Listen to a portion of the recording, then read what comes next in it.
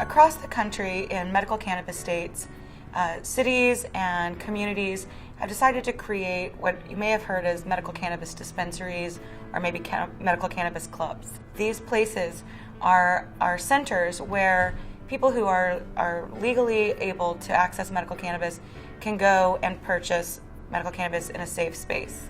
These facilities are community-based solutions to an issue of distribution of medical cannabis.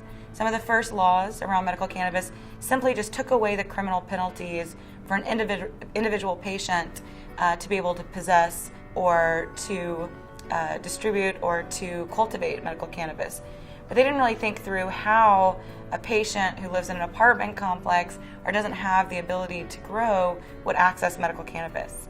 So these centers, medical cannabis dispensaries, sprung up all over, started in California and now have spread around the country as a way for a community to figure out a way to get medical cannabis to patients. Most likely every day there is a city council or a county council looking at how they are going to regulate medical cannabis distribution. And at each of those meetings, there's always someone from law enforcement there or a community member quoting law enforcement saying that medical cannabis dispensaries increase crime. And to date, law enforcement has not been able to produce a single report showing that they increase crime, while the medical cannabis movement has been able to commission study after study showing that actually neighborhoods that have medical cannabis dispensaries have less crime than before the dispensary opened. Now, one of the reasons that's true for a community is that the regulations around dispensaries require them to have a lot of security. This means that whatever neighborhood they're coming to, they're bringing with them surveillance and other things that are going to help the neighborhood. Another reason that medical cannabis dispensaries actually decrease crime in a community is that it creates an authorized distributor of medical cannabis.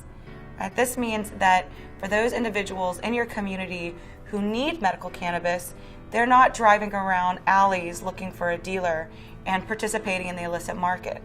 Instead, they're going into a center that has been regulated by the community, and that there are regulations that require them to keep certain business hours, to have certain levels of security. And it means that instead of having patients, and their loved ones driving around your community looking for marijuana dealers, that they actually are purchasing marijuana in a very controlled way. And so for every city that has passed a medical cannabis ordinance that allows for a dispensary, the communities around those dispensaries thrive. There are hundreds of city council, city managers, city attorneys that report that having these distribution centers in their communities are an asset, and that in fact the neighborhoods around those dispensaries are actually some of the safest places in the entire city. And again, that is because you're creating a regulated, controlled market where everybody knows where the cannabis is coming from and where it's going. And through that process, we're reducing crime.